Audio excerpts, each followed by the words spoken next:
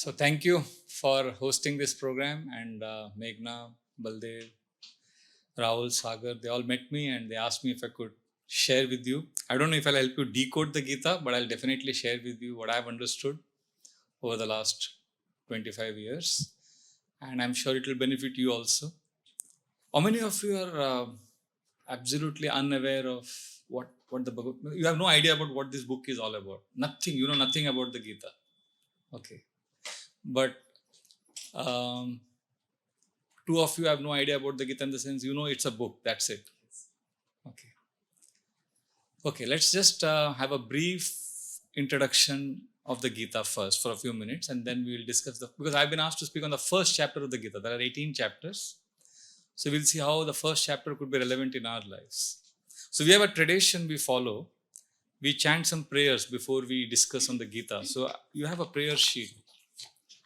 So you can just chant with me if you can, or else you can just see the verses. It will take around 2.5, 3 minutes. Okay? So I'll just chant on my own. And you can follow it on the sheet. ॐ नमो भगवते वासुदेवाय ॐ नमो भगवते वासुदेवाय ॐ नमो भगवते वासुदेवाय नारायणं नमस्कृत्यं नरं चैव नरोत्तमं देवीं सरस्वतीं व्यासं ततो जायामुदीरयेत् नष्टप्रायेषु अभद्रेषु नित्यं भागवत सेवया भगवतिरुत्तमश्लोके भक्तिर्भवति नैष्टकी कृष्णाय वासुदेवाय देवकीनन्दनाय च नन्दगोपकुमाराय गोविन्दाय नमो नमः नमो पङ्कजनाभाय नमो पङ्कजमालिने नमो पङ्कजनेत्राय नमस्ते पङ्कजाङ्ग्रे ॐ अज्ञानतिमिरन्धस्य ज्ञानाञ्जनशलाकया चक्षुरुन्मिलितं येन तस्मै श्रीगुरुवे नमः मूकं करोति वाचालं पंगुं लंघयते गिरिं यत्कृपातमहं वन्दे श्रीगुरुदीनतारिणं परमानन्दमाधवं श्रीचैतन्यम् ईश्वरं नमा ॐ विष्णुपदाय कृष्णप्रेष्ठाय भूतले श्रीमते भक्तिवेदान्त स्वामिनिति नामिने नमस्ते सरस्वते देवे गौरवाणी प्रचारिणे निर्विशेषा शून्यवादी पाश्चात्यदेशतारिणे वाञ्छाकल्पतरुभ्यश्च कृपा सिन्धुभ्य एव च पतितानां पावनेभ्यो वैष्णवेभ्यो नमो नमः जय श्री कृष्ण चैतन्य प्रभु नित्यानंद श्री अद्वैता गदाधर श्रीवासादि गौर भक्त वृंद हरे कृष्णा कृष्णा कृष्णा हरे हरे हरे राम राम राम हरे हरे हरे कृष्णा कृष्णा कृष्णा हरे हरे हरे राम राम हरे हरे हरे कृष्णा कृष्णा कृष्णा हरे हरे हरे राम राम हरे हरे योऽन्ता प्रविश्य मम वाचमिमां प्रसुप्तान् सञ्जीवयत किल शक्तिधरा स्वधाम्ना अन्यांशः हस्तचरणश्रवणत्वगादीन् प्राणान् नमो भगवते पुरुषाय तुभ्यं कथाञ्चना स्मृते यस्मिन् दुष्करं सुकरं भवेत् विस्मृते विपरीतं स्यात् श्रीचैतन्य नमामि तम्. We're going to start with the first chapter now, and as I said in the beginning, there are 18 chapters, and just to give a context, the background of this book Bhagavad Gita. Anybody knows who spoke this to whom? Yes, Krishna spoke to Arjuna. No, not everybody knows, so I had to ask this question. Krishna spoke to Arjuna, and when was this recorded? Like, when did it happen? Around 5,000 years ago. And where was this spoken? On the battlefield of Kurukshetra. It's interesting, generally we think philosophy, we need to discuss in an armchair way, just sit, relax. But imagine discussing philosophy in the middle of a battlefield when nothing can be more, it's far out, like on a battlefield, just before the war is about to begin, there's going to be an intense philosophical discussion. So Krishna can be very dramatic. So that's the background, that's like the context. So now, who's fighting the war with whom? Pandavas with Kauravas. So Pandavas are sons of Pandu. That's why Pandavas. And then we have Kauravas. They are from the Kuru clan, and there are 100 brothers. So it's a war between Pandavas and the Kauravas. So they have divided the whole world into two parties.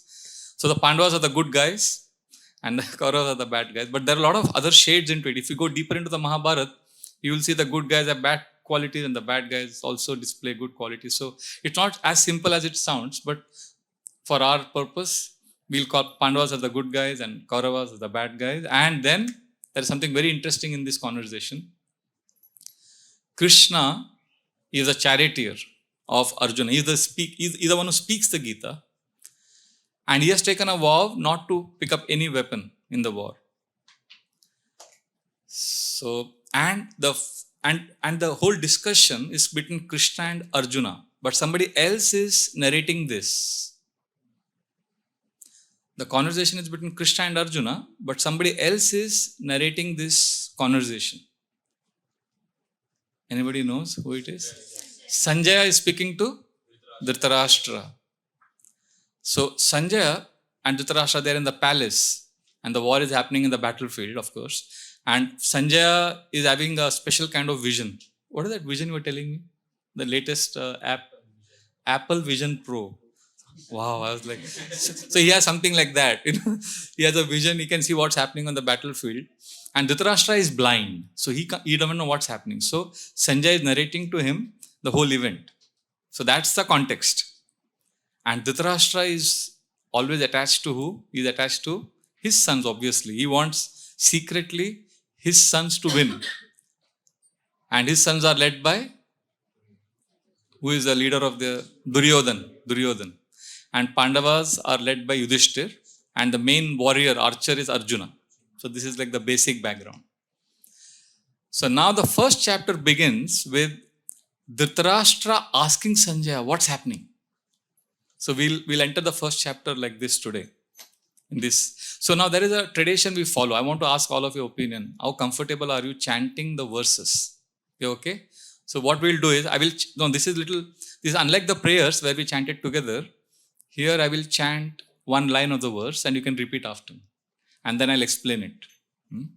Now, just another very important point, because this is the first time we are discussing on Bhagavad Gita, you need to know this.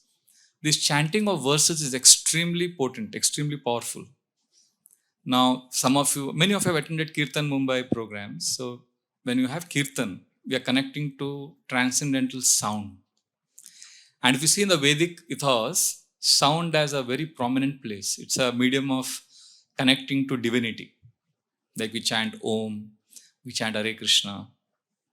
And interestingly, even modern science has done a lot of research on this. And there are traditional farm communities even outside India where they give a lot of importance to sound. Like in Scotland, they have a Findhorn community. So they have a very interesting way of gardening. They call it Deva gardening. I was amazed when I read about it. So they say that if you go to any trendy urban bookstore, you'll find at least half a dozen Deva gardening manuals. And the whole gardening system is based on, even on barren fields, they've been able to grow beautiful crops and flowers and fruits.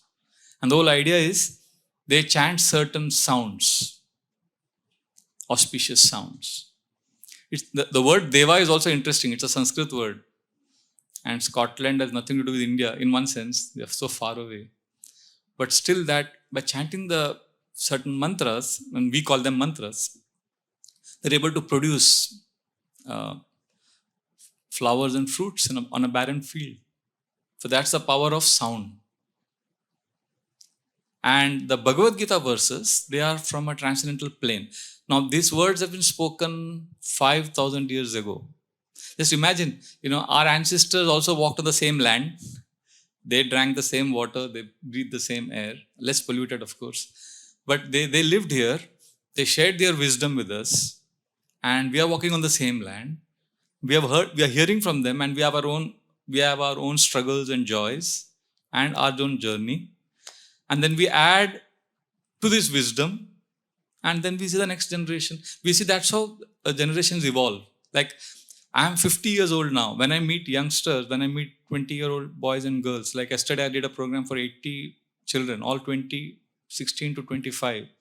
And the questions they asked, I was like, how old are you? First question, before answering, I would ask, how old are you? So she would say, I'm 22. I would say, wow, I never asked this question when I was 22. So I see the children now, the questions are like, one 14-year-old girl yesterday asked me about difference between narcissistic behavior and self-love. I was like, wow.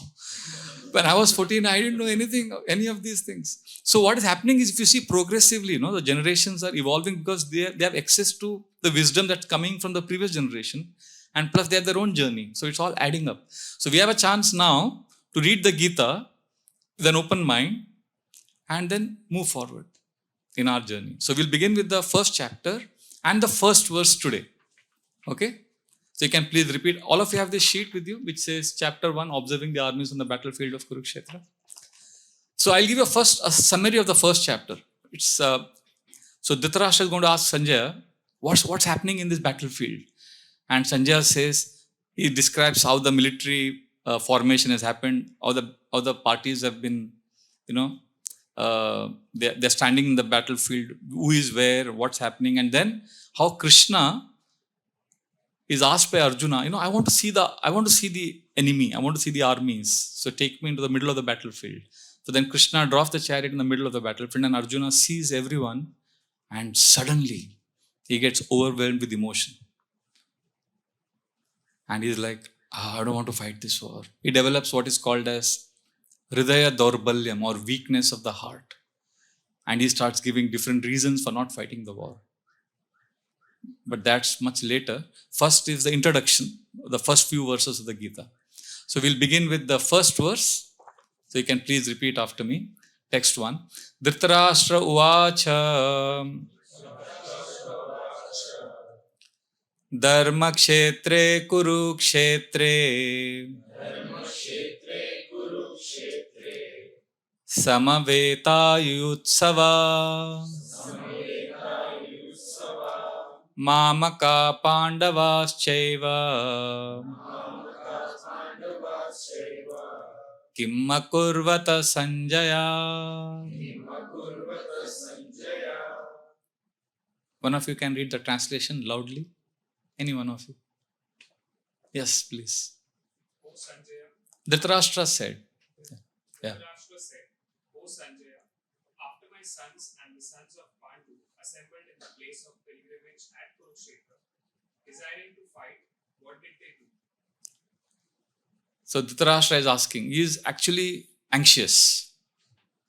Now, it's obvious, if they have assembled in a battlefield, they're not going to have a picnic there. They've assembled for a war, for fighting. So he's asking, what are they doing now? He's actually anxious because he says Kurukshetra, he calls Kurukshetra as Dharma Kshetre. It's a holy place. So in Kurukshetra, in the olden times, people would go there and perform penances, and saintly people would go there. So Dhritarashtra has this worry, I don't know if you have experienced this, when you go to a holy place, it has a certain kind of energy, and you feel a transformation happening in your heart. And there is a saying that if your life is not aligned to universal principles, which is called dharma, then if you go to a holy place and you try to do some manipulation or you do some negotiation, you're likely to fail there. But if your life is aligned to universal principles and you are in a holy place, then it's likely that the holy place would help you, that energy would help you to get victory. So Dhritarashtra, at the core of his heart, he is aware that his sons are on the wrong side. So he is anxious that the holy place of Kurukshetra may help the Pandavas. And his another fear he has is, what if my son's heart changes? He doesn't want that to happen either. See, Dhritarashtra is like actually the mafia, like the Don, the unseen Don. In some of the movies they show, the actual villain is not seen. Dhritarashtra could have prevented many things from happening, a lot of bad things from happening, but he just, because of his attachment to his son, he just couldn't stop it. And now his attachment is brought to this stage where a war is inevitable and he's fearful of losing his attachments. So he's asking with a lot of anxiety, what is happening? The unspoken message here is, has my son, has his heart changed? Or, Pandavas are likely to be victorious. What's going to happen? So that's the feeling he's going through. That's what's happening in his heart. And then he's asking, what is happening between Mamaka? The word, the third line, Mamaka Pandavas Cheva. What's happening between my sons? Mamaka means my children, and Pandavas. So this is kind of, he's being exposed now, because throughout the last so many years, he'd been proclaiming that there is no difference between, he's always been externally presenting himself as being neutral towards both Kauravas, both his sons and Pandu's sons. He always said, well, both are my sons, both of them are my children. Oh, there should be justice, there should be fairness. But in his heart of hearts, he always wanted Duryodhana to be the king, because he was blind. So he wanted to enjoy the kingdom through his son. That's called extended gratification. I can't do something, I can't enjoy this, but if you enjoy it, it's like I'm enjoying it through you. Many times, I don't know if it happens now, when we were young, cricket was so passionately, it was all about patriotism. So I remember watching a match between Zimbabwe and Kenya in Pune. It was a World Cup match, and the whole spectator, everybody was shouting, Pakistan, hi. And I was thinking, Zimbabwe is playing Kenya. So it's all about, patriotism. And a cricket player is playing well. Now, I couldn't be one of the 11 in the team, but he's doing well. Like, I'm enjoying through him, I feel a strong sense of identity with the players. So Dhritarashtra is feeling that sense of strong identity with his own son Duryodhana. He wants Duryodhana to be the king. So he's in that space. And then in that anxiety and attachment, he's just blurting out, Mamaka, my sons, what's happening between my sons and Pandu's sons? And there he is exposed for all time to come, that he's never been impartial and fair. So what happens many times, we present one aspect of our life. We have a social life and we have a personal life. So there is no congruence in the sense in terms of our values. But if I'm privately different from what I present myself publicly, then there's going to be a challenge. And like Dhritarashtra, who is exposed for all time to come, we might also get exposed one day. That's the first lesson we learn right at the outset of the Gita. I see it like this. If my inner life is not congruent with my outer life, then I have seen it happen with me. The inner life, the inner I takes revenge. It's like, I can't put up a pretense all the time. Like, I'll give a simple example. We have a small, I used to be in charge of a small base center where I used to train young boys. So then I made a transition of teaching Bhagavad Gita to the congregation, where families would also come, boys and girls would come. For many years, I did the program only for the boys. So then this common program, and then after that, we had serving of prasad. And that day I was particularly serving sweet rice, kheer.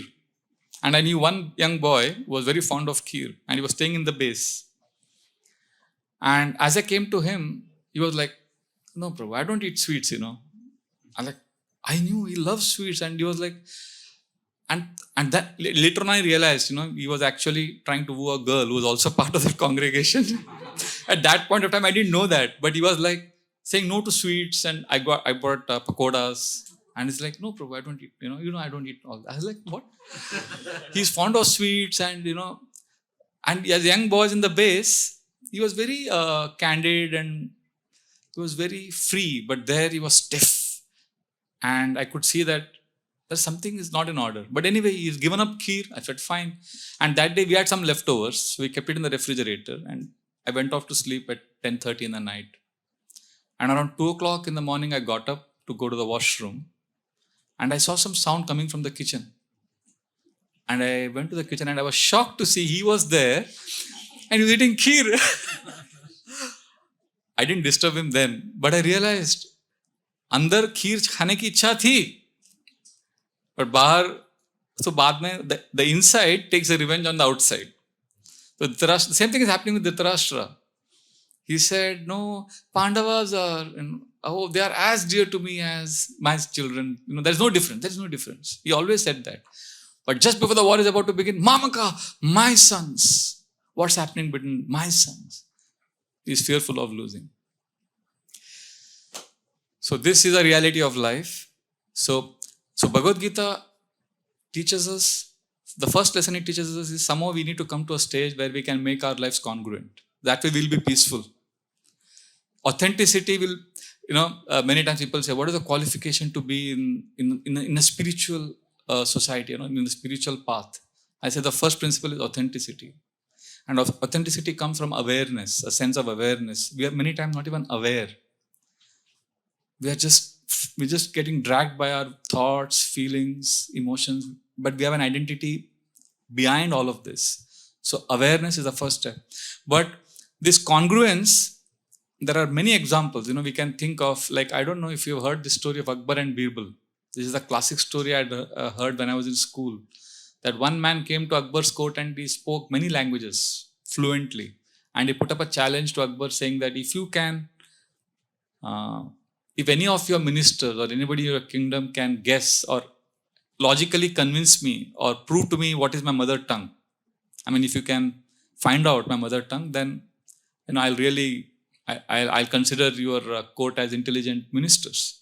So it was a challenge for Akbar, and people started asking questions in Gujarati, Punjabi, Urdu, Persian. Every language he spoke so fluently that they just couldn't understand what is his mother tongue. So Birbal took up the challenge. He said, I will present to the court tomorrow morning what is his mother tongue. I will be able to present. So then they said, okay. So what Birbal did, he kept one man to follow this fellow to his place of residence, wherever he was staying. And in the middle of the night, he arranged, it was very cold. This man put a bucket of water on this visitor to the kingdom. And when the cold water fell on him, the first thing he just blurted out, I think it was in Gujarati or something. He said something, he shouted and he said, who is this? And then immediately Birbal noted it. Because what happens when you are provoked, what's you, that comes out. I think in the 1940s, there was a very famous story. I don't remember the details. Maybe internet will give you all the details nowadays. I remember there was a story of one British spy who one German spy who landed up in the British ranks. He came in the British army. And they were suspecting somebody here is a German, but they didn't know who, what. So they suspected on one man, but they kept a trap. So as this man was called in, they arranged the door to be closed just on his fingers. So as his fingers got stuck on the door, immediately shouted in German. That's why they caught him. So this happens all the time in our lives also. We put up a pretense, and at a certain point of time, it all falls apart. So we can begin with awareness. Awareness is the first step. So awareness means what is happening now. All of you have a notepad and pen, right? So if you're willing, I'm going to do an experiment. We can do an experiment now, and you will discover how awareness is something amazing that you can have anytime, any moment. So we'll do a writing exercise for 2 minutes. Okay. I'll tell you the rules of the game. This is one of the types of journal writing. So there is a whole workshop I do on journaling because I write journals every day. So this is my favorite topic. And I'm convinced that journaling, breathing, and a culture of prayer, like Kirtan programs, can help us improve our awareness dramatically. And right now, you'll do an exercise, and you will see at the end of 2 minutes, you will be like, wow. It's like seeing your mind sitting next to you. Imagine you could see your mind next to you. Wow. So that's what we are going to do. So I'll tell you the rules of the game. This is a technique called free writing. Free writing means when you are writing, you won't stop. Even if you go blank. How can I write if I'm going blank? Then write that. I'm going blank. I don't know what exercise Prabhuji has given. Basically, your pen shouldn't stop. Okay? That's free writing. Everybody can write?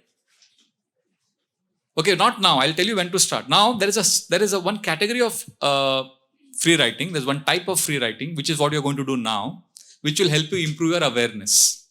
Okay? So this is called now writing. You can write what's happening in your mind. You can just write your thoughts. Like it could be something like, right now, my mind is telling me that I should go to the washroom. Just an example. And then you complete that sentence, and then whatever your mind is saying, whatever thoughts you're getting, just write them down. And a time will come during your journaling exercise, before you complete the sentence, you would see your mind tell you 5 things. I've done this many times. When I do awareness writing, there are times when before I complete the sentence, I forget what I was writing because my mind has gone to 100 places. But at the end of the exercise, it's amazing. You are like, wow, this is not me. Imagine you separate yourself from your thoughts. That's the first, most empowering feeling that you can get. So are you ready to do this? So when I say start, you will start, and then let's see how long it goes. Not more than 2 minutes. 1, 2, 3, start. Hare Krishna. No stopping of your pen. Keep writing. Don't stop. If you're going blank, you can write about the sounds you're hearing, or the smells that your nose is experiencing, or what's happening in your body right now.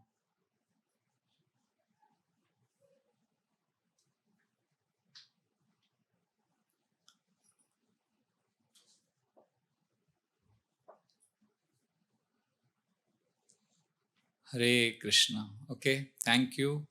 You've completed 3 minutes.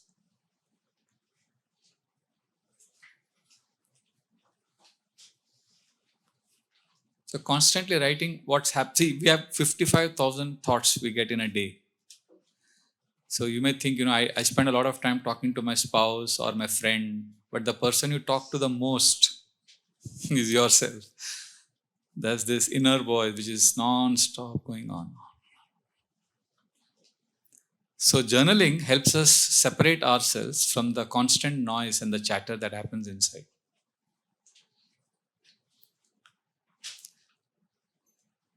In fact, when I write my journals, I don't call my mind as mind. Like, I don't say my mind is, I've given a name to my mind. So like, I made peace with my mind.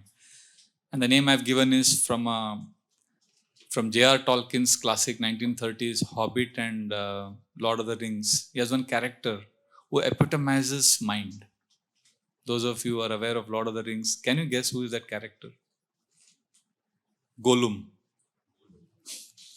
Gollum is you'll have to read or watch Lord of the Rings to understand what I'm saying. I can't describe him. He's a friend of the protagonist. He's also the enemy. He's confused.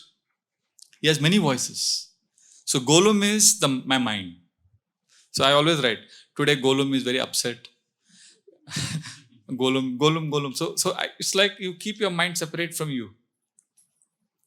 So over the last few years of journaling, I have realized that because of the practice of my spiritual practices I do, I realized that there are 2 personalities. within me. It's like I'm not a bipolar, but I'm just saying it's like two. One is one is a soft voice of the Lord in my heart. It's like it's a very soothing voice. It's like imagine, visualize, for all of us, each one of us here, we have the Lord. You could call him by any name you want. The Lord sitting next to us. We refer to him as Krishna. Is next to you, waiting for you to turn to him. And he's beautiful, attractive, and his voice is soft and gentle. But we don't turn to him because we are looking on the left side, and there's a huge 10-foot tall giant with big horns, and he's constantly shouting, "Blah, blah, blah, blah." And we keep looking at him. Yes, yes, yes, yes. So this person on your left is who? The mind, Golum. And on your right is your higher self. I call him Krishna. You could, for all practical purposes, he is your higher self, your real, authentic self. But we can't hear his voice because this noise is too loud.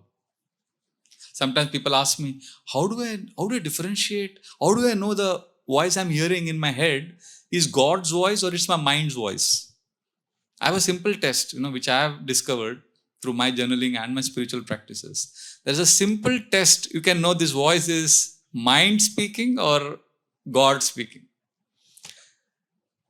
God's voice is generally soft, slow, and detached. Mind's voice is loud, fast, and attached. Like, for example, you're not supposed to eat, let's say, you're not supposed to eat sweets. You're a diabetic, and there's a lot of sweets in the dinner. And that voice in your heart says, "Nahi, mat khao." But it is soft and detached. But mind says, "I want it, I want it, I want it, I want it." And that voice is attached voice. It's loud, persisting. So we have these two people, and we are not able to turn to the higher self because the mind is constantly shouting. And we've taken the mind too seriously. And the best part, what is the best part of this? The mind is not you. The mind can't do anything to you. The mind can't touch you. You are different from your mind, just like this watch and I are different. But because my sense of identity is merged with the mind so much that I just can't separate myself. Mind can't do anything to you. But the higher self, God, is just waiting for you to turn, and then he's going to embrace you. That sense of oneness and merging with the Lord is real, but we have no time for it because our lives are too fast. Too fast. If your loved one abuses you, there's a police station where you could complain. But this guy is abusing us constantly, and nobody's going to hear your complaint. So we need to improve our awareness.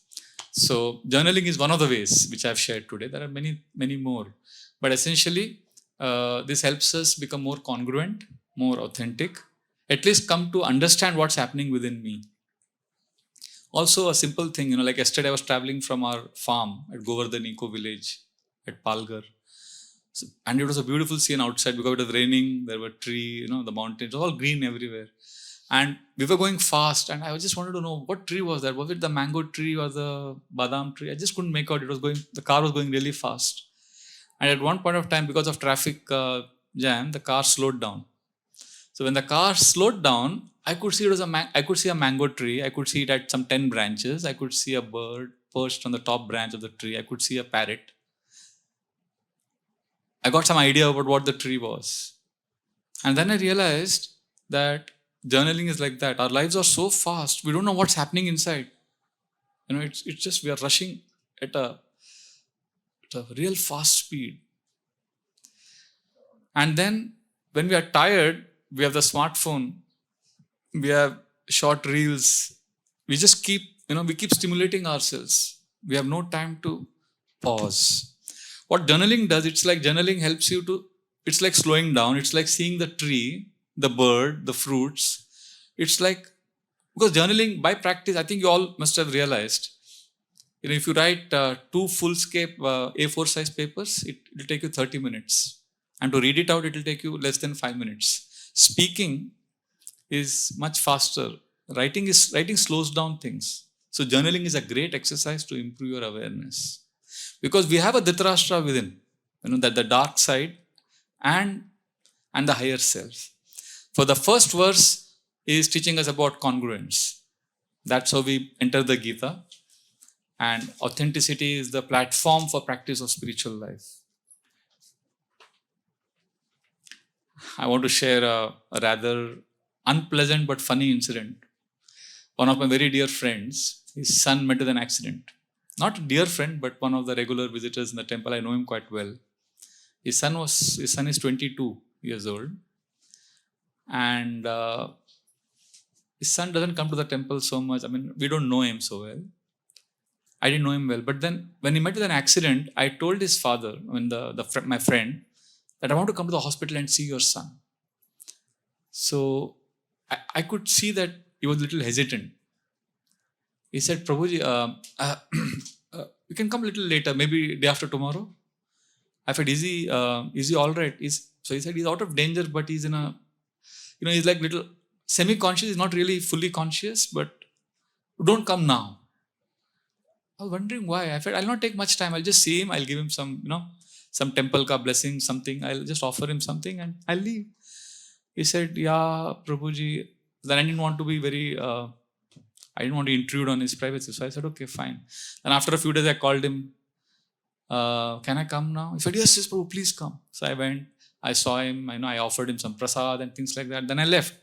And then while leaving, because he was my close friend, I could take that liberty. I said, why were you hesitant? I could sense that you were uncomfortable. He said, Aapse kya chupana, Prabhu? My son. He's at home only for a few hours. Most of the time he's with his friends. And he's always using swear words.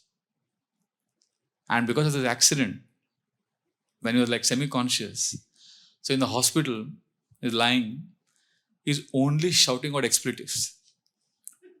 Non-stop. So I went, my wife, his mother, whoever is going in to talk to him, he's only using swear. And I was scared, Prabhuji, that you will come and he'll see you.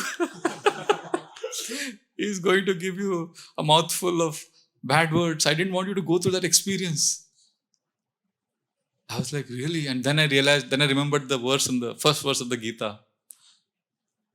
I said, wow, this is what happens. So, our spiritual master, his spiritual master, the one who founded our society, when he would speak on the Gita or any spiritual classes, he never had notes. When I used to give classes initially, I used to carry a lot of notes. And then one day I realized, he never carried notes because, what he thought, what he felt, what he spoke, and what he did was all one.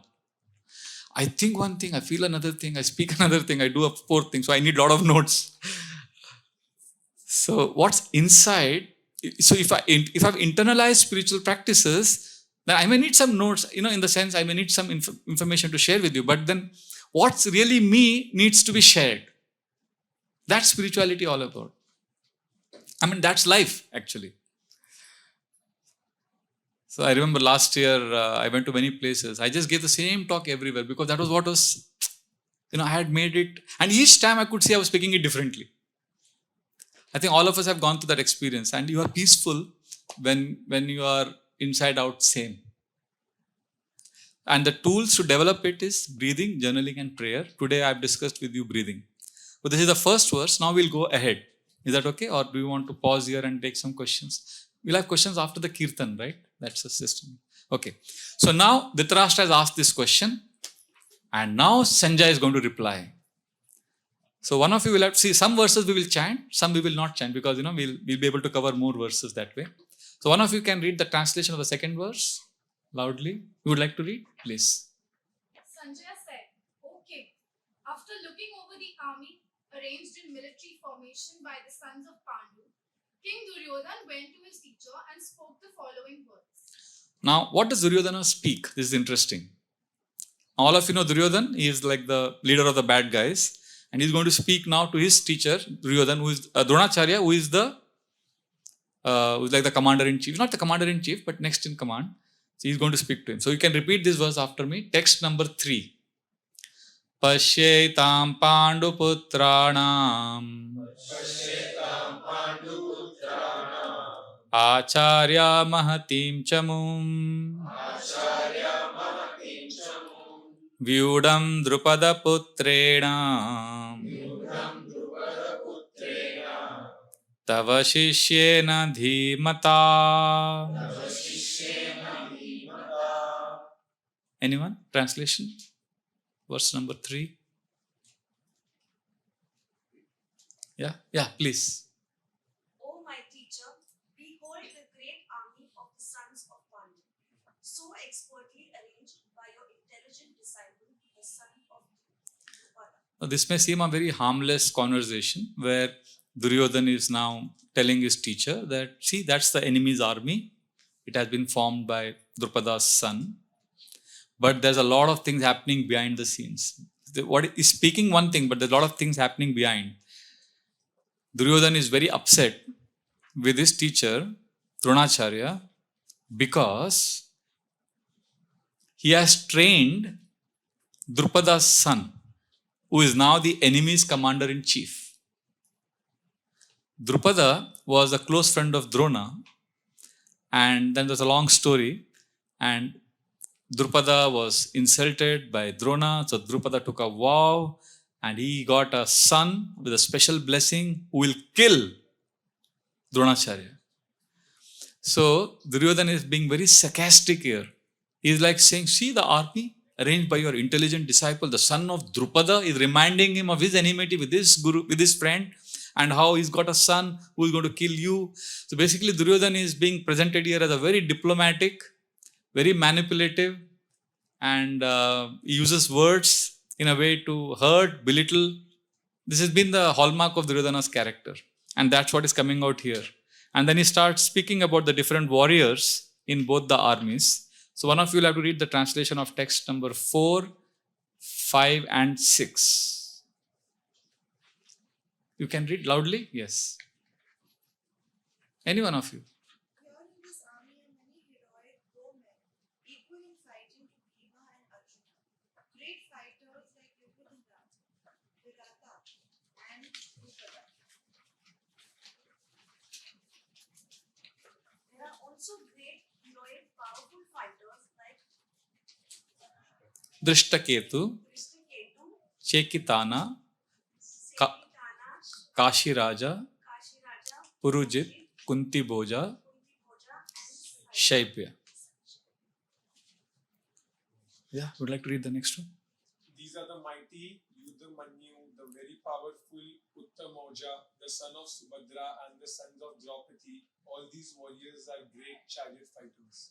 Yes. So, but if you see the first name in the text number 4, Duryodhana is saying there are many heroic bowmen equal in fighting. To first name he says is Bhima, because he is aware that Bhima has taken a vow to kill him, and he is conscious of that.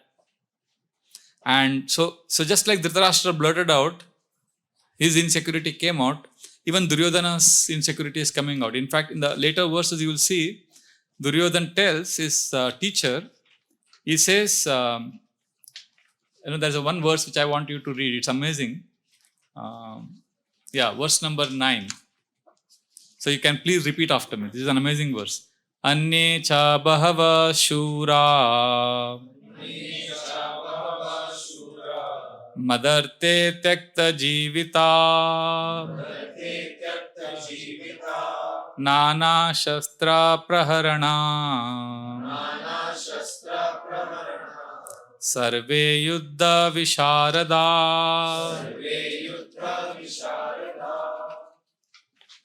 Yes, one of you would like to read the translation loudly. There are many other heroes who are prepared to lay down their lives for my sake, all of them are well equipped with different kinds of weapons and all are experienced in military science. So he's saying, Annecha Vahava Shura Madarte Tyakta Jivita. They are willing to give up their life for me. I mean, this is also in one sense, he's predicting what's going to happen. He is from a space, see, he knows intuitively. There's a later on episode in the Mahabharata war where he's like overwhelmed by the strategies that Krishna uses. So at one point of time he says, I know Krishna is doing all of this and the Pandavas are going to win this war. But I won't accept defeat. It's like he's stubborn. And here he is actually saying, they're going to lay down their lives for me. Basically saying, I'm going to be defeated.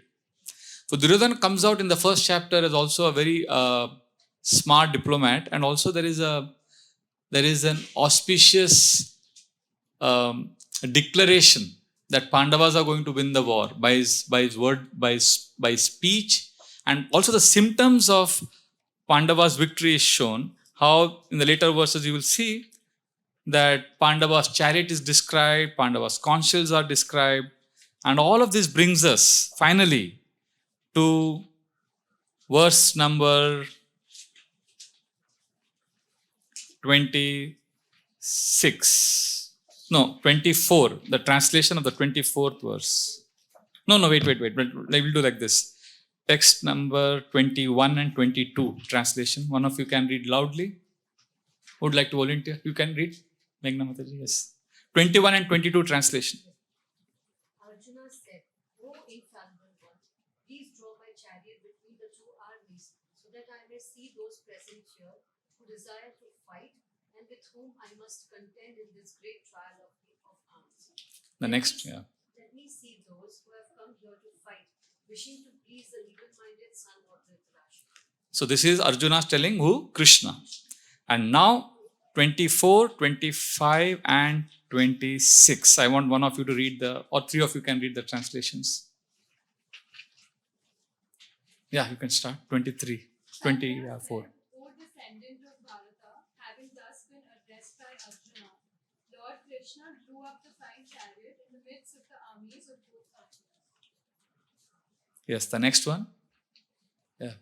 In the presence of Krishna, Drona, and all the other chieftains of the world, the Lord said, just behold, Bharata, all the Kurus assembled here. So this is what has happened. So we are given the introduction of the Bhagavad Gita where, everybody is blowing their conch-shells. The war is about to start. And then just before the war is about to start, Arjuna says, I just want to see the armies, once. Krishna, can you take the chariot? And Krishna, is so intelligent. And he is orchestrating a very special event. So he gets it right in front of Bhishma. Because he knows Arjuna is very attached to Bhishma and Drona. He gets it right in front of them and he says, just see, behold the army. And now what happens is what we will see now. Text 26 and 27. Translations 26 and 27. Any one of you? You would like to read 26? There Arjuna could see, within the midst of the armies of both parties, his father, grandfathers, teachers, maternal uncles, brothers, sons, grandsons, friends, and also his father-in-laws and well-wishers. And the son of Kunti, Arjuna, saw all these different breeds of friends and relatives. He became overwhelmed with compassion and spoke thus. So we'll pause here. First 27 verses we have kind of taken today, where Arjuna has come to a stage where he's seeing all of his relatives, brothers, sons, grandsons, maternal uncles, fathers-in-law, and he's like, I have to kill them. He's just not able to take it. Once I did this exercise, this first chapter of Gita, we had a class in US last year, New Jersey. So one day before we did the introduction and the next day was the first chapter. So I told them, tomorrow, can all of you get the photograph? I didn't tell them what's coming up in the first chapter. I just said, can you get a photograph of the person you love the most? So they all brought, everybody bought a photograph. And then we had a board. We put up the photographs there and then I had those, what do you call those darts? Small darts. I said, pins. I gave them small pins. I said, can you throw them at the photograph that you put there? मारो उसको. नहीं. This is basically I wanted them to feel what Arjuna was going through. मारो, फेंको, नहीं, नहीं, हाँ, can't do it. So Arjuna is feeling like that. I have played with Bhishma on Bhishma's lap. So this is an emotional situation. See, Arjuna is somebody who is very powerful. You will read in the 6th chapter of the Gita when we come to it in one of the sessions. Because Meghna has been telling me that we're going to have these classes every month, right? Kind of. She has a desire. So if you have it regularly, one day we'll reach the 6th chapter where you will see Arjuna. He's discussing in detail about the mind. So the mind is so powerful. Here Arjuna, who's never lost a battle, he is reconsidering. Oh, I shouldn't fight. And he's feeling very weak. Now, this can happen with the best of the warriors. And Krishna is so expert. If you had just spoken the Gita in the palace of Mahabharata, in the Kurukshetra, Hastinapur, nobody would have heard it. But just before the war, you're sitting on the edge of your seat. The war is about to begin. And that's when he pauses. So I'm sure all of us have, at least once in our lives, we have been in a situation where we have been overwhelmed, where our thinking has been clouded. Yes, at least once. So you've come to the right place. Bhagavad Gita is the book where you will see all the different arguments that Arjuna gives because of intelligence being clouded. And Krishna refutes each one of them systematically. So at this point, I would like to pause because we've taken first 27 verses of the first chapter of the Gita. And the main theme today we've discussed is about congruency, which is what Dhritarashtra is teaching, and Duryodhana's political speaking, which is, I think, part of diplomacy, is part of every politician's speech. So these are the two themes that stand out in the first 27 verses. In the next 20 verses, which we are going to discuss in the chapter whenever we meet next, we are going to see 5 reasons that Arjuna gives for not fighting the war. Similarly, when we are troubled with weakness of the heart, there are different reasons we give for not doing our duties. So those things we'll take up next time. So I would like to pause now. Hare Krishna. Hare Krishna. We can have some questions and discussions, but before that, we'll have some Kirtan? No. To everyone. Okay, whatever. Yeah, whatever you take. I was thinking, we have some Kirtan and then like meditative hoga, then achhe questions bhi, you'll get some nice churning will happen because of that. And then school, ISKCON belongs to the Bhakti Yoga school. So there are different schools which have presented Gita translations, and always there will be some bias in the sense, there will be some explanations or interpretations based on their understanding of the Gita. But if you connect to any of the bona fide schools and study their version of the Gita, it's good enough. Even if you don't know the language. Sanskrit, even I don't know, honestly. I understand, but I can't write or speak. So what I do is, what many of my friends who don't know Sanskrit, what we do, how we study the Gita, we read the translations. And then, after reading the translation of a verse, or let's say 10 verses, we read the translation of the 10 verses, and then that is the first step. First step is read 10 verses translation. And the second step is close the book and speak those 10 verses to yourself in your own words. Basically, you give your translation of what you've understood. And when you do that, you'll get stuck somewhere. You'll forget something, you'll remember something, you're not sure about something. So that's okay. That's the second step. Then the third step is very interesting. You again read the same 10 verses translations again.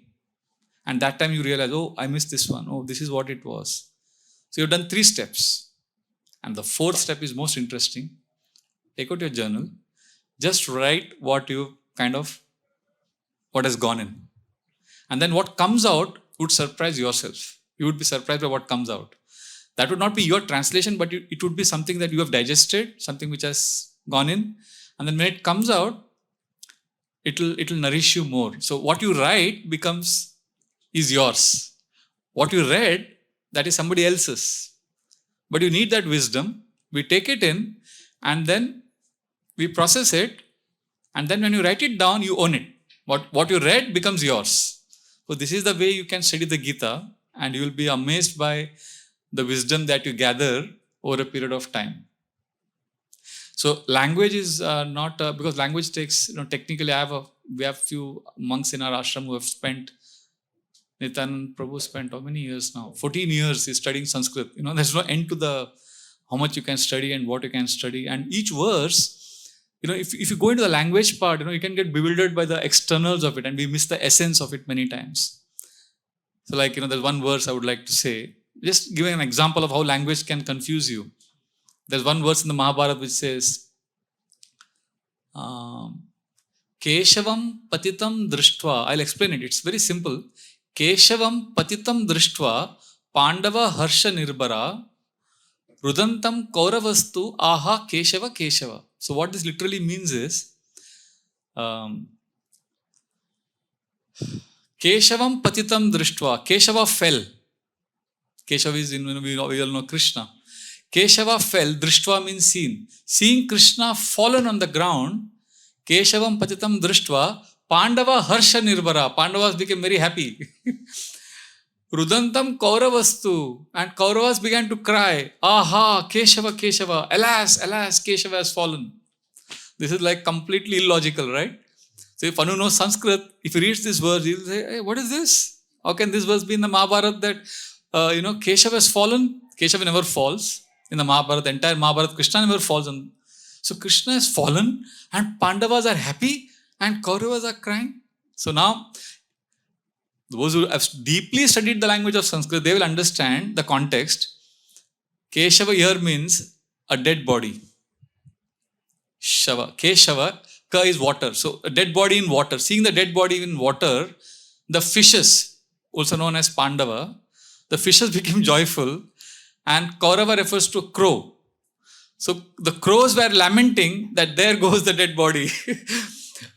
We didn't get it. So I'm giving an example to show how Sanskrit can, it can be fascinating intellectual stimulation. But if you want to understand the Gita, then Sanskrit is not needed. It's great if you know the language. It's great. But to get the essence, there are many teachers, many schools.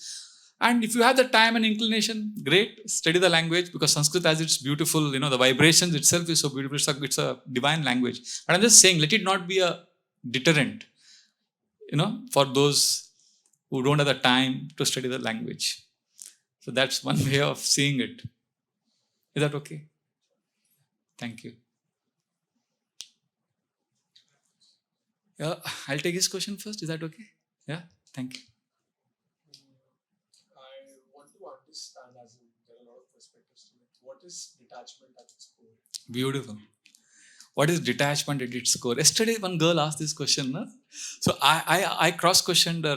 I said, what do you mean by detachment? Because detachment is a very big concept. Then she came to the point that detachment she meant was, when I serve someone and I don't get reciprocation, how do I become detached? So then we address that specific issue. So if you're talking about a general principle of detachment, my answer would be, you can also say something specific, but for a general understanding of detachment, at the core means not giving up physically something. Detachment at the core means understanding that this is temporary and understanding that this will be taken away from me. I'll repeat. Understanding that this is temporary and this will be taken away from me. So what happens if you have cultivated this consciousness? Eventually, when the inevitable happens, the pain will be less. So detachment at the core means giving up your inner anchor on the fleeting, temporary, transient things of this world and placing that attachment to something that is eternal.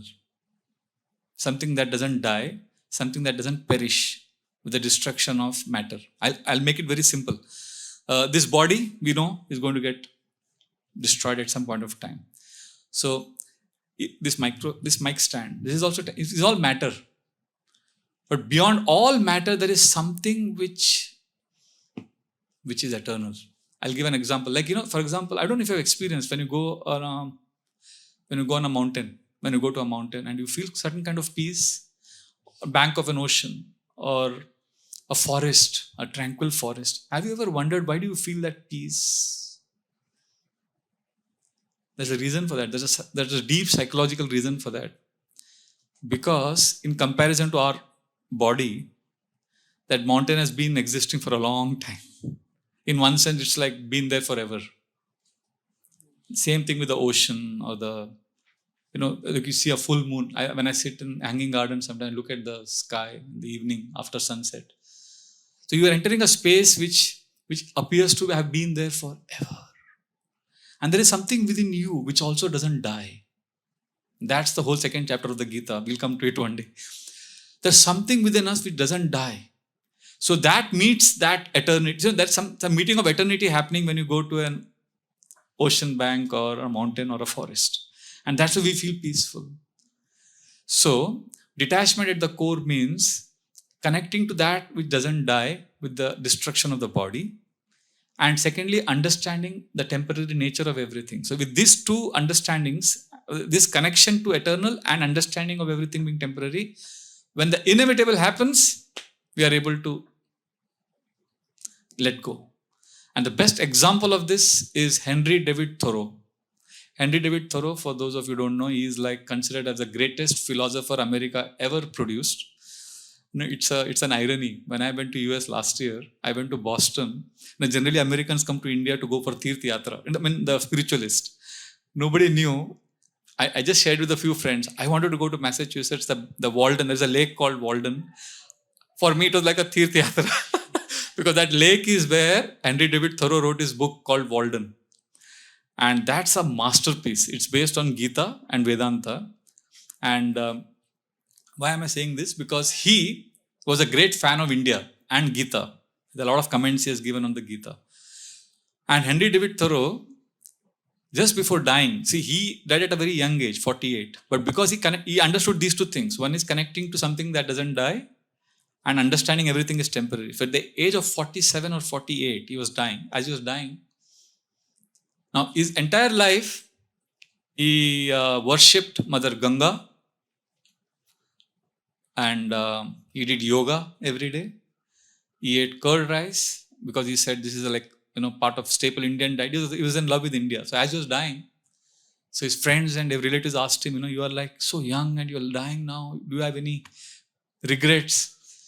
And he said, now is a time for good sailing or something, good tidings now. During those days, that was the way they said. Now the best moment is going to come now. Those were his last words.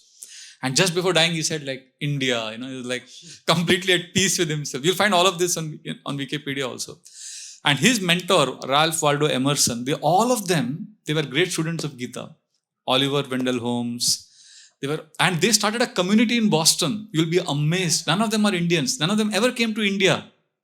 And they started a community in Boston called Boston Brahmin Community. Even today you will find it. You will find a whole Wikipedia page on that. And all of them are Americans studying the Vedanta and the Gita. And they could practice, and he could practice detachment. And it's amazing thing is Walden is what inspired Gandhi and Martin Luther King Jr. and Nelson Mandela and Leo Tolstoy. If you see the best author of 20th century is Leo Tolstoy is considered as the best author. And the greatest revolutionaries or the leaders who inspired on change the world, Mahatma Gandhi, Nelson, all of them were inspired by Henry David Thoreau's writings. And Henry David Thoreau is inspired by Bhagavad Gita. And the principle of detachment is very powerful. Actually, it helps us, if you understand this concept, there's two things. One is connecting to eternity and understanding that everything is temporary. This is what detachment is at the core.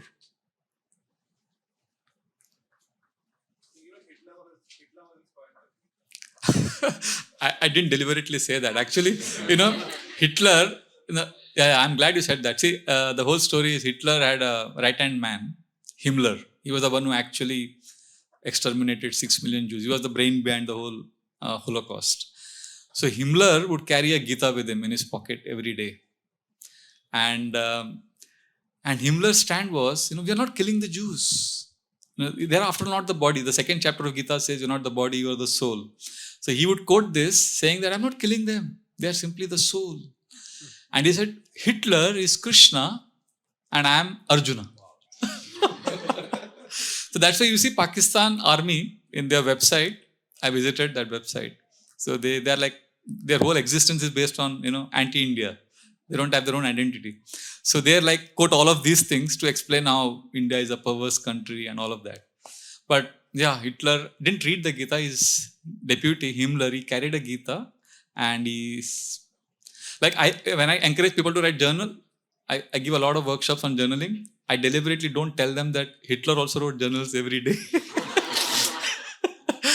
So because see, the whole thing comes to conscience, comes to higher wisdom, and somebody taking wisdom from higher powers. If you don't do that, then journaling can make you a Hitler, and Bhagavad Gita can also make you a Hitler. In the sense, we need somebody to guide us. We need to connect to some school. Ultimately, we need yoga. Yoga in the Sanskrit language, yoga technically means, it is derived from the word yujjate. Yujjate means to connect. So ultimately, when you're reading Gita, if you're not reading it for simply an intellectual exercise, but to connect to something higher, something eternal. There's a banyan tree near Hanging Garden, and that caretaker would tell me that it's like 300 years old, 400 years old. Trust me, whenever I sit under that banyan tree, today it was raining. I went at 11:30, 12 in the afternoon. There was nobody there. I was sitting under the tree and I was just chanting and I was doing my own thing. Every time I sit under the tree, I feel I am also timeless. I am also like 300, 400 years old. Although, my body is just 50 years old, but I feel a sense of connection. So we need to connect to something that doesn't die, something eternal. That's why our ancient sages chanted Hare. See, I'm sure when you chanted Hare Krishna and you were in that space, you transcended time. So this all is based on mindfulness and being present. So can I just see, I want to say something about, because you attend Kirtan Mumbai program, I want to say something which will help you in your next Kirtan Mumbai session, if that's okay. It's an amazing point which will change your idea about Kirtan. See, according to the Vedic science, the sound has it 4 levels. So when the Kirtan happens, I generally check myself, I'm at which level, and then I change the gear and I enter that space, and that helps me take more from the Kirtan. Okay? So if I share this, I'm sure this is an amazing, powerful technique. Next Kirtan Mumbai event will be a life-changing event for you. But the first level of sound is called as in Vedanta, it's called as Vaikari. Vaikari means it's simply the melody, the tune. No, no, no, no, no, no, no. So if I'm only tuning into the melody, then I experience some joy, but that's at a very superficial level. So you get some happiness, but then after some time you need a different melody then. Like when I was very new in ISKCON, I remember when I went to the first Hare Krishna Kirtan, the singer there, he was singing like this. Hare Krishna, Krishna Krishna, Hare Hare, and everybody was chanting. And I was like, apna dil to. So I was coming from a space of Bollywood, all those songs. I was like, so I was at the Vaikari space, like, or when I remember another day I went and somebody was singing Hare Krishna, Krishna Krishna, Hare Hare. Everybody was dancing, and I was like, "Ae dil mujhe bata de, tu kis pe aa gaya hai." I was connecting it to different, songs, tunes, and anything which was familiar. It was pleasing me, pleasing my senses. So that's okay. That's how we begin the Kirtan experience. So Vaikari level is at the lowest level. Then there is a next called Madhyama. Madhyama is a level where we enter the space of the meaning. So, there are different meanings given in different, you can get it on the internet also. The Hare Krishna Mahamantra has different meanings. I won't get into all the technical details now because we are short of time. But like the meaning I enter into is, I want to serve you, my dear Lord. I want to serve. So that space, when I enter, then the chanting becomes a different experience. Like I'm aspiring to serve as I'm hearing. Wow. That is Madhyama. And then there's a third level, which is called Pashyanti Vak. Pashyanti Vak is very subtle. It's abstract. It is like entering the space of that feeling. It's like, I'll give an example. It's like the word mother. When you hear the word mother, mom, ma, amma. So for somebody who is like, say, a tribal villager who doesn't know the language or doesn't know this word, for him, the word is simply at the Vaikari level. Amma, okay, mother. Doesn't make any sense to him. But when I hear the word Amma, I'm like saying mother. I'm saying it in my mind. Sound is in thought form also. Sound, like if I say I want to go to Meghna and Baldev's house, or if I say I want to go to Worli, so I've said it. But when I say it in my mind in thought form, that's Madhyama level. That sound has form the thought level. So mother can be spoken in thought form. But there's a third level of hearing the word Amma, which is like, suddenly you feel a sense of shelter. Like when I think of my mom, she's in Bengaluru, a sense of love, shelter, affection. So that's ineffable. I can't explain it in words. So in Kirtan, we need to enter this third space, which is like enter in the space of shelter, where you let go, don't hold on to anything, just let go, just surrender. Just like you would surrender to your mother, or you're just a child gives in to parents. And the fourth level is beyond the top scope of discussion now, which is called Parava, which is like beyond matter, which I don't have much experience of, so I can't speak about it right now. So these are the four levels: Vaikari, Madhyama, Pashyanti, and Para. So you can begin with the Madhyama, where you enter the meaning, and then you enter a space of Pashyanti, where it is shelter. You just let go. Like this shirt you see, you can see this shirt, but somewhere if it's made of cotton, but you can't see the cotton. But cotton is there, but you can't see it. So Pashyanti is something like that. It's like you can't explain it in words, but there is sound in feeling form also, like a sense of shelter. So that's about Kirtan. So you can, when you're in Kirtan, if you're simply present and let go all your resistance to whatever, it will be a divine experience. Some of you will just jump and start dancing. You won't even realize what you're doing. Okay? I'll stop here. Okay. It's a very contextual question. So, like Bachpan se we've been listening to Mahabharata. I always wanted to ask this to someone. How did Kauravas not know that Krishna was Lord? There's a one section where they knew, like Duryodhan accepts, but he says, Krishna is God. But I want to kill the Pandavas. It's like stubborn obstinacy, It's like causeless unwillingness. So, and knowing, just simply seeing some miracles or seeing, it's not enough to know. In fact, we give the example of Duryodhan that, you can't know God simply by seeing. Eyes can deceive. So it's not simply the eyes. There has to be a heart. That's why Krishna went to Vidura's house. So it's not that, okay, you see something and then you accept. See, if there is attitude problem, if there is envy in the heart, nothing can make sense to you. Like you see the left liberals and the right wing. You see their arguments, if you're following politics. You see, it's like you can't convince they can't convince each other at all. So it's like that. You can't convince a person. A person convinced against his will is of the same opinion still. So you just can't. Homework. You have this Kirtan Mumbai program next when? Mid-July. So you could always do journaling. That's what I do every day. Journaling and breathing. Breathing we didn't do. We have expert yoga teachers here. But breathing, simple breathing you can always do. Journaling and praying. Like whatever DT, whatever. See, praying also, there's a difference in prayer. Generally, before coming to ISKCON, I thought prayer means mango. But if you want prayer to work for you, don't ask for things.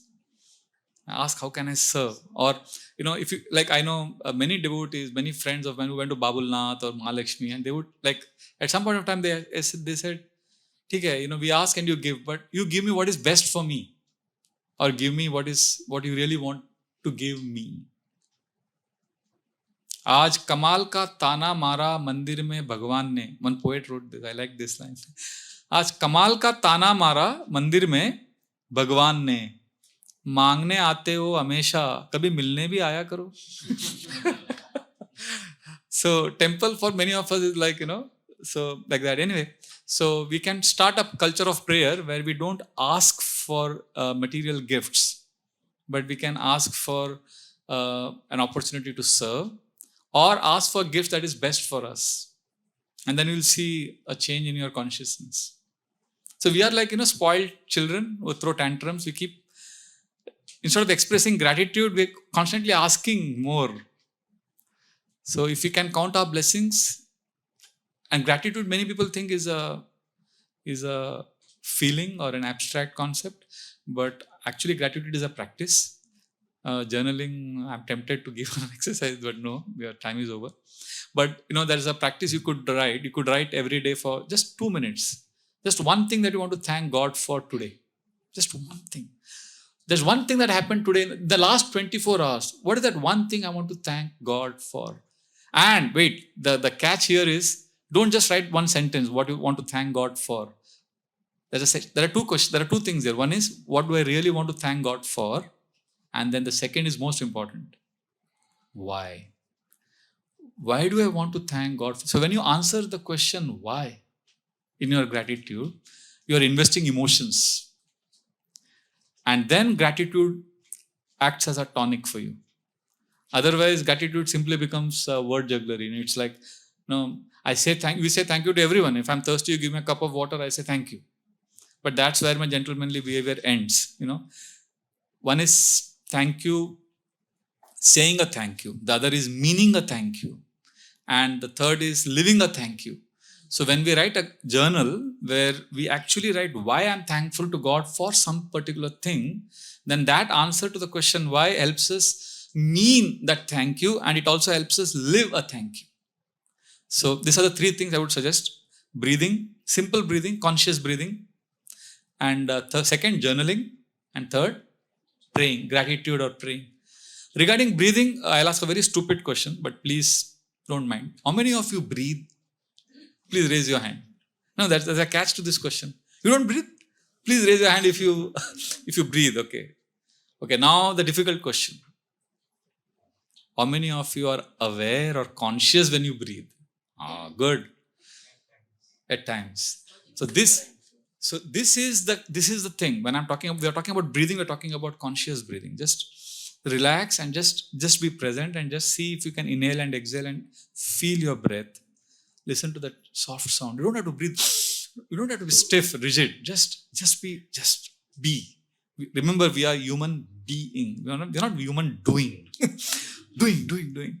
So relax. So basically, in Europe, they have a whole movement which has started in praise of. There's a book I read, in praise of slowness. There's a slow movement which has started in Europe. Their whole goal in life is to slow down things. Of course, they explain that we want it to be balanced. Some things have. If there's a fire in the house, you can't say, I'll be slow. The whole idea is we need to slow down. Yes.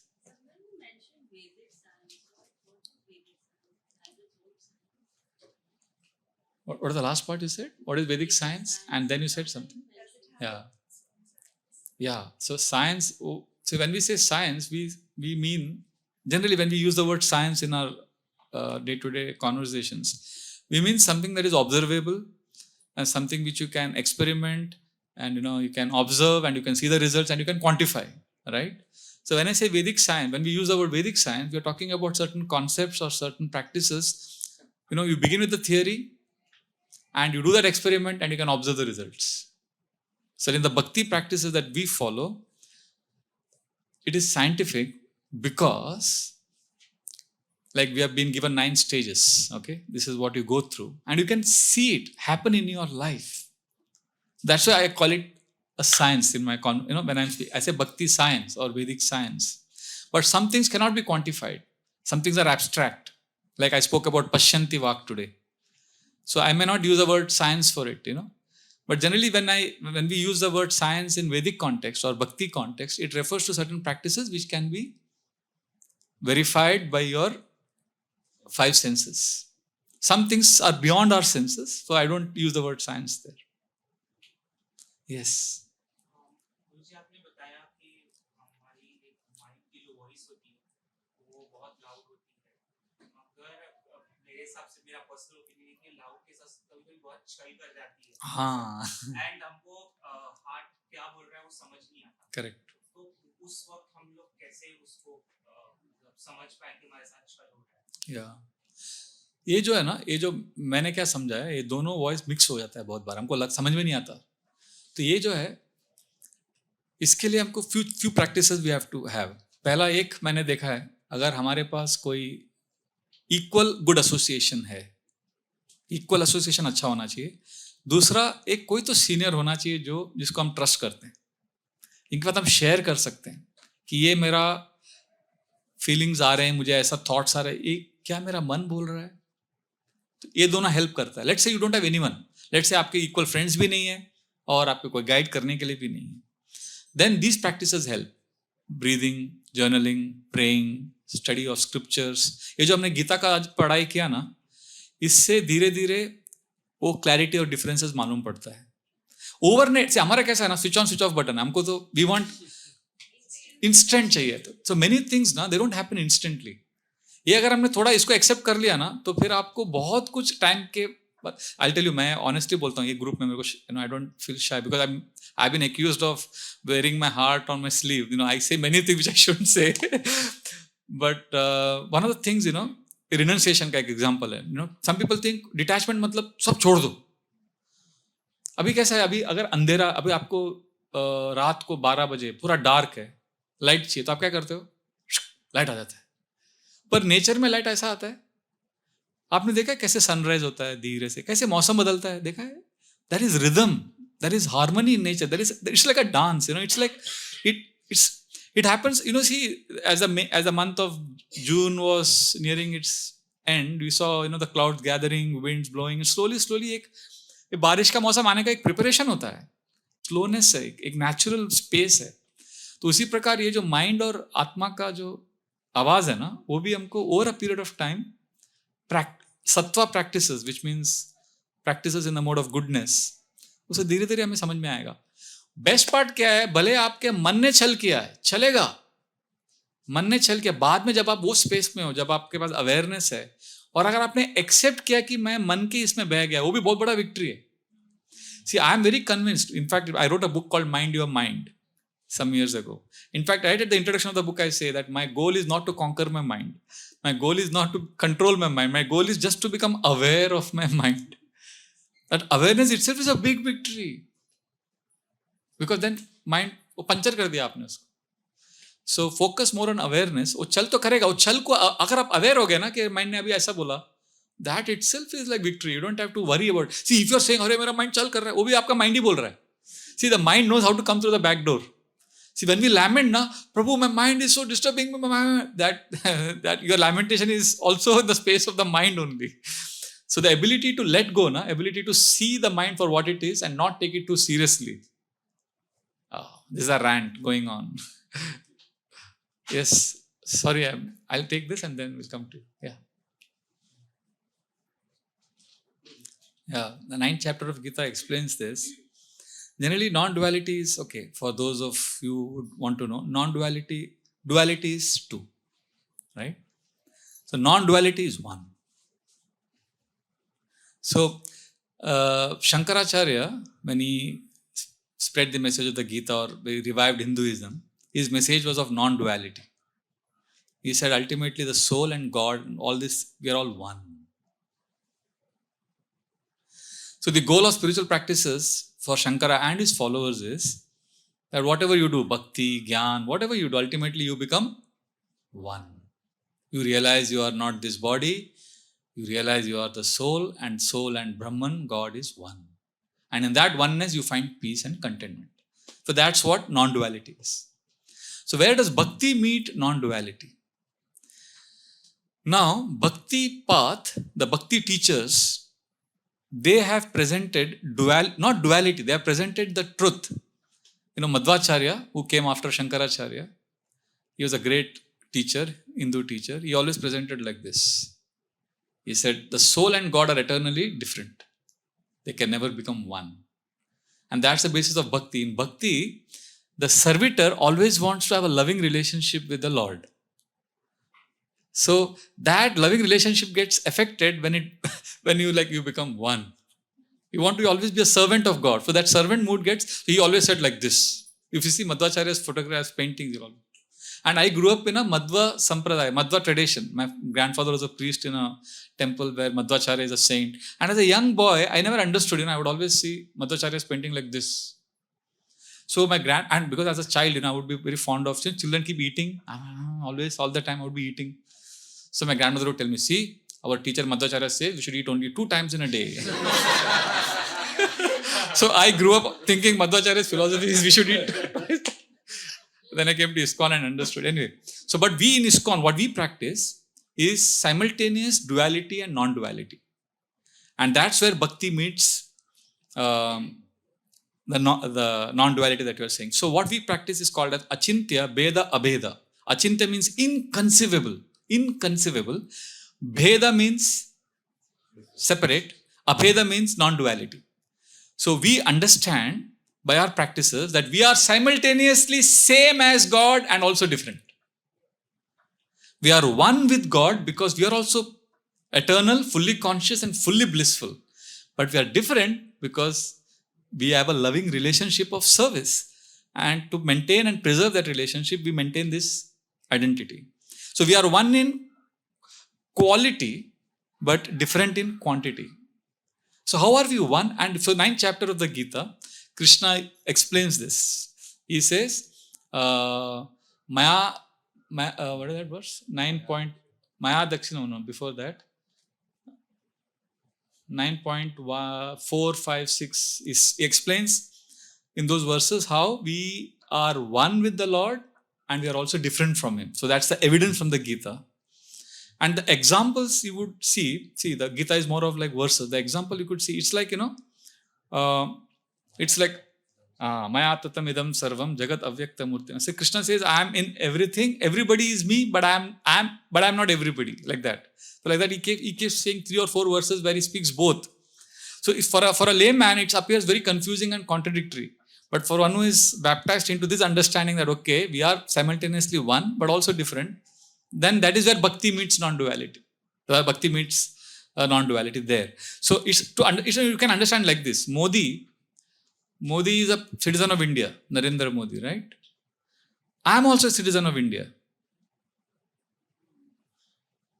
Now Modi is the PM. I am not the PM. So God in our path is also Satchidananda, eternal, fully blissful, fully conscious. I am also eternal, fully conscious, fully blissful. But He remains eternally my master and I remain His servant. So that's where the relationship blossoms. Oneness mein na wo thoda it's disturbing to the bhakta. From the bhakti school, it's like it's not palatable to a bhakta. So that's how we see. And Krishna says, I am in everything, but I am separate from everything. It's like understanding, for a mother, if her daughter has gone to another country, another place, but she sees her daughter's clothes at home. So in one sense, her daughter is there, but she is not there. She is present in the form of her energy. So we see God everywhere. God is everywhere in the form of His energy, like sunshine. So in afternoon sun at 12 o'clock, if the sun is blazing hot, and you could say sun is here, but is the sun actually here? No, but the sun is here in the form of sunshine. So we also say God is present everywhere in the form of God's shine. So bhakti path, we experience all three. We experience duality, non-duality, and we also experience simultaneous oneness and difference. It's to give a very practical example, and I'll end with this. Gulab jamun. Let's say somebody has never tasted gulab jamun and is only heard. Gulab jamun बन रहा है, गुलाब जामुन है, एक ऐसा sweet है, वो soft होता है, सक्युलेंट होता है, शुगर सिरप होता है. He hears all of this. So he enters the house and yes, I have realized gulab jamun. And then he goes, अरे रुको. नहीं, मैं गुलाब जामुन का realization आ गया. See, I smelt it. What I was described to me, I got the realization, and he leaves. So that's like the Brahman realization in the Vedas, which is like the first realization where you experience God in all pervasive aspect. There are some yogis who meditate on the Lord in their heart and they realize the Lord in their heart. That's called Paramatma realization. That's like a man who's entered the house and he smelled the gulab jamun, and then he goes to the kitchen and he sees the gulab jamun and he touches it. It's warm, it's soft. Yes, I have realized the gulab jamun, and he leaves. Arey, ruko. Nahi, ho gaya. I have touched it. I have seen it. So that's like Paramatma realization. But it's still not complete. It's realization of gulab jamun. Both of them have realized gulab jamun, but they have not realized it completely. The third person, he has gone to the first two, and then he puts the gulab jamun on his tongue and he tastes it. So he has experienced all three, right? That's called the Bhagwan realization. So in Bhakti Yoga, what we do is we don't deny the all-pervasive aspect of God. We don't deny the yogic realization of the non-duality. We accept all of that, and we also accept the complete relationship with the Lord, which gives us ecstasy, which gives us, that joy of Ananda. So all three are bona fide, and we have place for all three, and we honor all three. But in our tradition, we worship God as our eternal master. Although we don't deny his all-pervasive aspect, because we ourselves, we are godly. The reason that I ask is that during this Kirtan I attended, and I looked in the path of meditation, and bhakti is something that bloomed out of meditation. So अक्सर मुझे ऐसा ख्याल होता है कि जैसे एक भक्त भगवान में लीन हो, Yes. भगवान भी भक्ति में लीन हो, Yes. ऐसा, and वो एक complete feeling है. It starts with bhakti, but then it feels oneness. Because there is silence, there is complete. Beautiful. So that's where, Yes. I see not as, that's why I just wanted to clarify that. I don't see it as two different things. I come to realization that this is भक्ति से शुरू होके उधर भक्ति अगर एक seed है तो उसका beautiful. oneness is like a realization. Correct. Blooms into. Correct. It's perfect. What you're saying is exactly what most evolved Bhakti Yoga practitioners experience. It's like this, you love someone. Let's now come to this world. In this world, you love someone, and there's a very deep, intimate relationship you share. Okay? So, in the beginning of the relationship, there may be a lot of need to talk and clarify arguments. Recently, we went for a celebration of a couple's 65th wedding anniversary. It was like, wow. Generally, brahmacharis, monks, we don't go for marriages. ऐसा हमारा कुछ प्रथा है. But for silver jubilee, wedding anniversary, 50th wedding anniversary, we go for those functions because it's like, wow, 25 साल एक दूसरे को झेला यार, मानना पड़ेगा. It's like not easy to live for so long. Commitment लगता है, dedication लगता है. So in the 65th wedding anniversary, this man was saying, this Prabhuji was saying that, initially we were arguing, बहुत कुछ चल रहा था. Now we can share silence. Now we can experience oneness. We don't need to talk all the time. We understand. So similarly, what you're experiencing in Kirtan is it's like oneness with the Lord, where there is no need to say anything, there's no need to do anything. That's like the completeness of the relationship. Relationship पूरा evolve हो गया. अभी, but that's still not the end. There's a whole book written called Bhakti Rasamrita Sindhu. It's like you have dived into the ocean, just like a drop of water merges into the ocean, it becomes one, right? That's what you experienced in Bhakti Kirtan. But Bhakti Yoga is challenging you. Are you ready to go deeper into the ocean and become one of the aquatics there?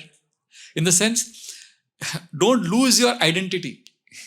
Although your identity merges, which is healthy, although the lover and the beloved have become one in their loving relationship, still they retain their identity. And that's why they're able to enjoy that relationship.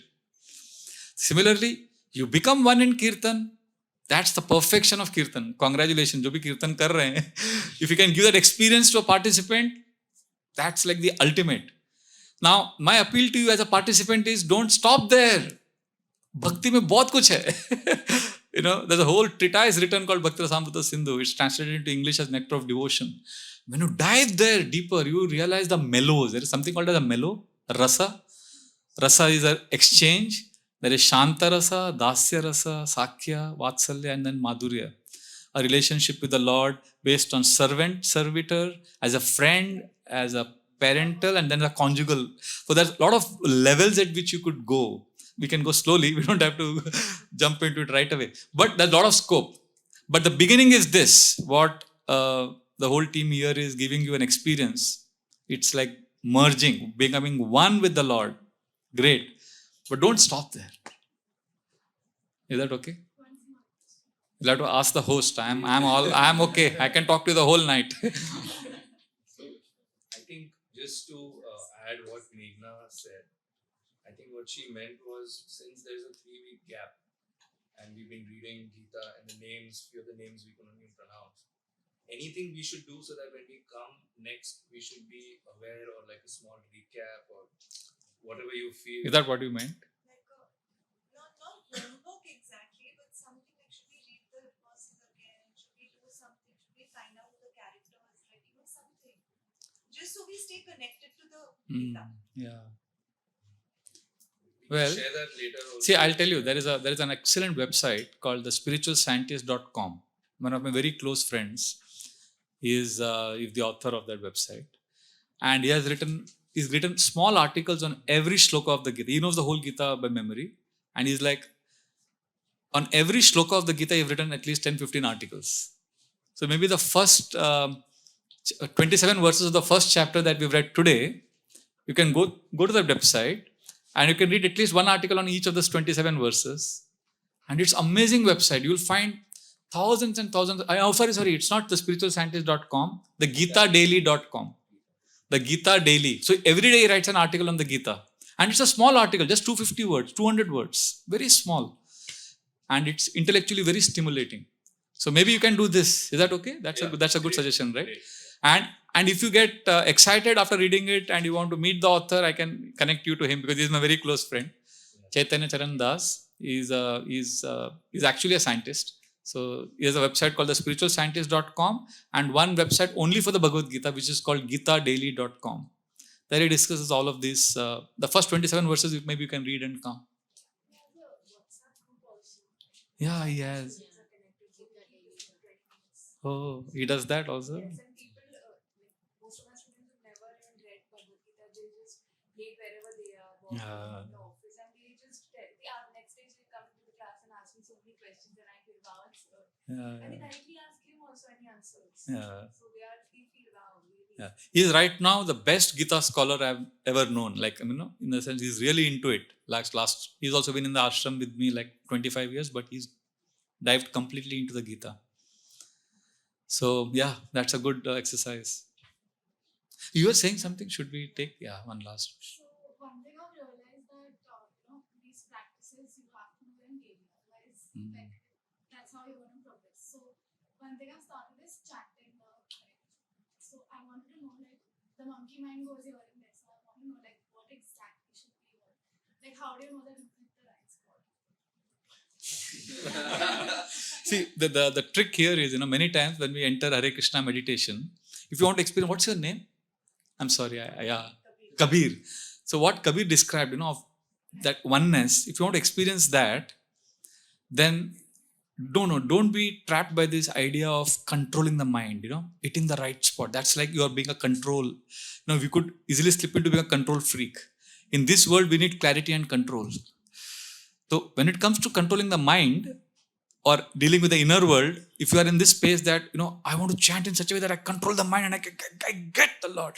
In bhakti, in spiritual life, you don't get God, you don't catch the Lord, you don't attain the Lord, you receive the Lord. It's like you receive grace, you don't like grab grace. So when you're chanting, if you're having like monkey mind going here and there, you just like surrender, You're chanting Hare Krishna. So Krishna, help me. Krishna, I love you. Just say this once with feeling and just see what you go through. Just that one genuine call for the Lord. And then Lord takes over the chariot. It's like imagine you're riding a chariot, and initially you are like sitting on the chariot and the horses are going wild. That's like the monkey mind running everywhere. Then we come to spiritual path. That's the second stage where we hold the horses, control the mind.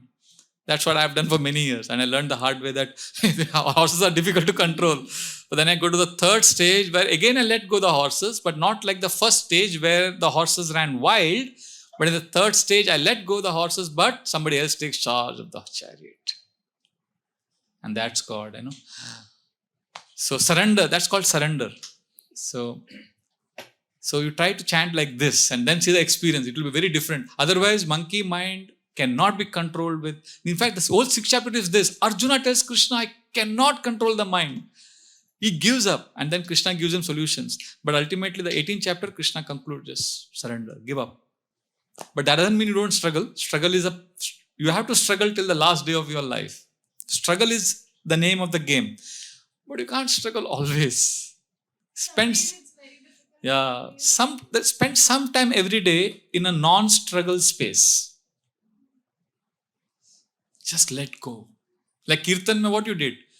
Kabir, let go. So you could experience that merging, that oneness. You will also experience that when you let go the struggle. See, our biggest problem in life is we are always struggling. I'm not saying struggle is bad, but I'm just saying you can't keep struggling all the time. But then there will always be a gap then. Sometime the gap has to be met. So just to conclude, basically when suppose we are chanting, the whole thing we keep is we expect something through the chant. Yeah. The whole idea is don't expect, just experience. Experience it. Now, I want to chant so that I can reach there. The problem with gap is what, the problem with struggle is even if you get what you want, you won't realize that you got it. You'll again keep struggling. There is something unknown that you want to catch. So, let go. Yes. फिर वो कीर्तन खत्म होता है ना, जैसे कीर्तन में एक अलग वर्ल्ड में थे मतलब Correct. और खत्म हो गया फिर माइंड वही चीज कि हाँ ये यहाँ का काम बाकी है, ऑर्डर बाकी है, वो क्यों होता है? Congratulations. No, वो हो रहा है ना, congratulations, बधाई हो. अगर आप में से किसी ने बोला होता ना मेरा माइंड कभी वॉन्डर नहीं करता है, तो मुझे डर लगता था. या तो आप शुद्ध भक्त है या तो आपको साइकियाट्रिस्ट को दिखाना पड़ेगा. माइंड वॉन्डर हो रहा है मतलब आप नॉर्मल है. कॉन्ग्रेचुलेशंस. माइंड वॉन्डर होता, it is natural and also I will tell you something, it is necessary. Our problem is many of us, we don't let the mind wander. But don't let it wander all the time. I'm just saying, like I go for a walk, my mind wanders, I get the best creative idea. I'm a writer. Ask all the Nobel laureates, the best ideas they've got is when they were relaxed. So mind wandering is not bad. आपका mind इधर उधर जाता है, कोई बात नहीं. So don't get too disturbed by that. ठीक है? One very theoretical question out of this. I was just reading the first 27 verses in English. I just realized that some of the names were mentioned as this guy's, this person's son or this person's daughter, and some of even the shanks, they are named. Yeah, they are named. And some of them are not named. Exactly. So is it a way of just describing it to Dhritarashtra, or is it a random thing, or is there some meaning behind that also? I don't think there's a meaning. It's like, see, you don't have to get into everything into a meaning, like Pandavas mean 5 senses, 100 problem, वो intellectual stimulation, हर चीज का intellectual नहीं लेने का, छोड़ देने का. It's like, it's just a name. He's just narrating. So everything may not have deep meaning, like every word may not have like. How do we figure out that this has some deep meaning? Like you said that. So generally, just don't take generally that is, I didn't say it because I realized it. There's a whole school, So we have a tradition, just like when you study microbiology or you study medicine, you just don't say, okay, I realized this in my So you follow a proper textbook, you follow a proper procedure, and then you get your realization, then that is added in the next textbook. If you contribute to that level. So we follow a proper process. So that Dhritarashtra, what is going on in his mind is all commentaries of great stalwart teachers and commentators on the Gita. And what I added was journaling. That's my unique contribution. Experiencing awareness through journaling, breathing, and praying is my forte. And my understanding of struggle, sense gratification, and surrender, which is me. So that is my part of contribution in this today's class. What Dhritarashtra was actually feeling, and that congruency inside outside, is what our great teachers of the Gita over the last thousands of years have said. So I've mixed the traditional, what teachers have added, my own realizations, and I've given it to you. I'm sorry, we went on for a very long time. So I mean, something that we can stay connected with whoever would want to, continue this process. Prabhuji's book, Mind Your Mind, he has like 2 verses of the Gita, and then he explains like in a very practical, generic, something that we can apply in our day-to-day life. So maybe I'm reading it, I'm almost done, but maybe if we can start reading that book, and then it's quite connected, Prabhuji. Yeah, that book has a lot of stories also. See, the GitaDaily.com, it's intellectually stimulating. Mind Your Mind book is a lot of stories. So whatever you are comfortable with. Yeah. That book is available on Amazon. Mind Your Mind. My legal name, I have not written it as Vraja Bihari Das. It's written in my legal name as Venugopal Acharya. So it's published by Hachette. So you'll get it on Amazon. So, we grew up in a traditional Gujarati household. Okay. And we were kind of forced to think that these characters actually existed and we were, Okay. it happened. Okay. And I was kind of rebel at that point where I would just not believe. I would just tell them that this is something that somebody else has written. Okay. So I don't know which way to go. Like, are these characters that So, we so, were really so yeah. So if they existed, if they really existed, what's the problem? and if they didn't, and it's just a story I'm getting inspired by. So what is the issue here? The issue is it true or not? Okay. Now, historically, if you want evidences, like what would satisfy you or convince you that it is for real or those characters existed, or if you let's say you have decided that I won't believe that it ever happened. Is that the case, or you are open and willing to understand? Yes. So then we can provide you a lot of evidences which prove that Mahabharata happened. But that's not the main thing. We are not here to prove Mahabharata happened and the characters are for real. They did exist, but in another age, another time. But the lessons they left for us is real. The teachings matter to us. At the same time, to dismiss something which I have not experienced is like, it's not fair. Just like, if I've seen it sometimes, you're sitting and a car comes in your vision. आवाज आता है, and you see the car and then it goes. Now, you saw it for 2 seconds. So you think the car existed now. But the car did exist even before you saw it, and it will exist even after you've seen it. So reality, life, cosmos is far beyond my tiny existence, my ability to fathom what is real, what is unreal. We are like a frog in a well. A frog in a well is like in his own world. And when another frog comes from the Atlantic Ocean and says, I come from the Atlantic Ocean. So this frog says, what is Atlantic Ocean? So that frog says, Atlantic Ocean, you don't know, it's a body of water. Oh, like my well.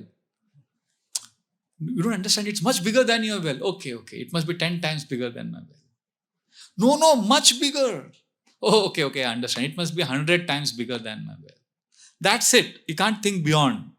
So many of us, we are stuck, we are like a frog in a well. We can't imagine a reality which is beyond what we perceive.